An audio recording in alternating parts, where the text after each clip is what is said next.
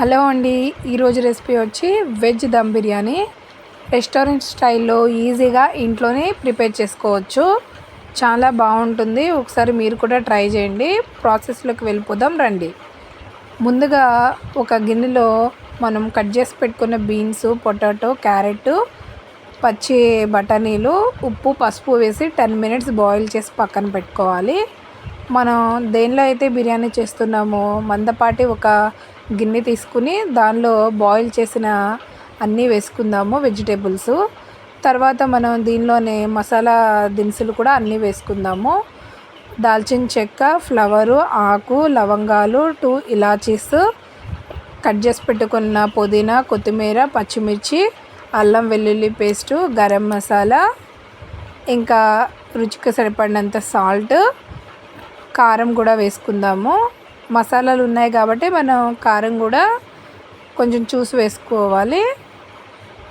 ఈ విధంగా వేసుకున్న తర్వాత మనం దీనిలోనే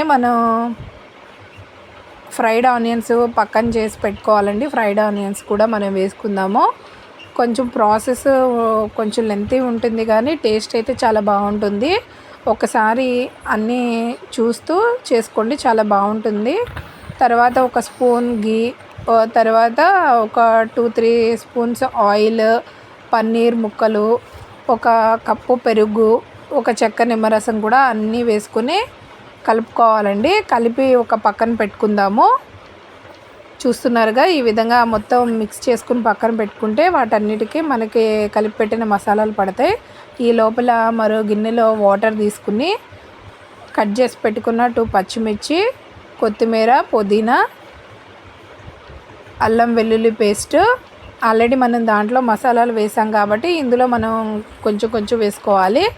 తర్వాత ఫ్లవరు, 2 ఇలాచీస్, మరాఠీ మొగ్గ, బిర్యానీ ఆకు, తర్వాత లవంగాలు,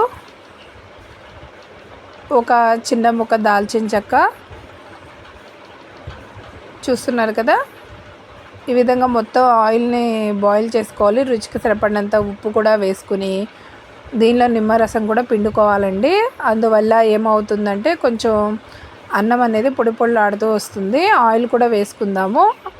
అన్నం మెత్తగా అయిపోకుండా మంచిగా వస్తుంది. తర్వాత దీనిలో గరం మసాలా కూడా వేసుకుని మొత్తం కలుపుకొని బాయిల్ చేసుకోవాలి. దీనిలో కుదిరితే మీ దగ్గర ఉంటే గులాబీ రేకులను కూడా ఎండబెట్టినవి ఉంటే మీరు వేసుకోవచ్చు, చాలా బాగుంటుంది ఫ్లేవరు. లేదా మనం రైస్ వేసేటప్పుడు దానిలో వేసుకోవచ్చు రోజ్ వాటరు. తర్వాత నేను ఒక గ్లాసున్నరకి చేస్తున్నాను. ముందుగా అరగంట నానబెట్టుకున్న బాస్మతి రైస్ని కూడా దీనిలో మనం వేసేసుకుందాము. అది ఒక పక్కన బాయిల్ అవుతూ ఉన్నప్పుడు మనం ఇందులో 70% ఉడికిన తర్వాత ముందుగా మనం వెజిటేబుల్ని కలిపి పెట్టుకున్న దాని మీద రైస్ని ఒక లేయర్ లాగా వేసుకుందాము. ఈ విధంగా చూపిస్తున్న విధంగా వేసుకోండి. 70% అంటే మరీ కుక్ అయిపోకూడదు రైసు. మరీ ఎక్కువ కుక్ అయిపోతే దీనిలో మెత్తగా అయిపోతుంది. చూసుకుని ఉడకబెట్టుకోండి. ఈ విధంగా ఒక లేయర్ వేసుకోవాలండి, వాటర్ అనేది లేకుండా. తర్వాత కొంచెం కొత్తిమీర, కొంచెం పుదీనా, ఫ్రైడ్ ఆనియన్స్, ముందుగా పాలల్లో నానబెట్టిన కుంకుమ పువ్వుని నేను దీనిలో వేసుకుంటాను కలర్ కోసము, కొంచెం ఫ్లేవర్ కూడా బాగుంటుంది. తర్వాత ఒక స్పూన్ గీ, మనం ముందుగా కలిపి పెట్టుకున్న కుంకుమ పువ్వుని కూడా వేసుకుని మరో లేయరు రైస్ కూడా వేసుకుందాము. మరోసారి మనం ఇంకో లేయర్ వేసుకుని ఇదే ప్రాసెస్లో చేసుకుందాము. ఇది చాలా బాగుంటుంది. ఆ రోజైతే నిర్వాణ్ చాలా ఇష్టంగా తిన్నాడు. మీరు కూడా ఒకసారి ట్రై చేయండి. ట్రై చేస్తే కింద కామెంట్ బాక్స్లో చెప్పండి ఎలా ఉంది రెసిపీ అనేది. మరిన్ని రెసిపీస్ కోసం మా వీడియోస్ని ఫాలో అవ్వండి, మీ ఫ్రెండ్స్కి కూడా చెప్పండి. తర్వాత ఇదే విధంగా మళ్ళీ పుదీనా, కొత్తిమీర, ఫ్రైడ్ ఆనియన్స్, ఒక స్పూన్ గీ కూడా వేసుకుందాము. ముందుగా కలిపెట్టుకున్న ఆ పాలను కూడా కుంకుమ పువ్వు పాలను కూడా వేసుకుందాము. గీ వేసిన తర్వాత ఈ విధంగా చూస్తున్నారు కదా, ఈ విధంగా మనం దీంట్లో ఎంత గీ వాడితే అంత బాగుంటుంది. మీకు నచ్చినట్టుగా వేసుకోండి.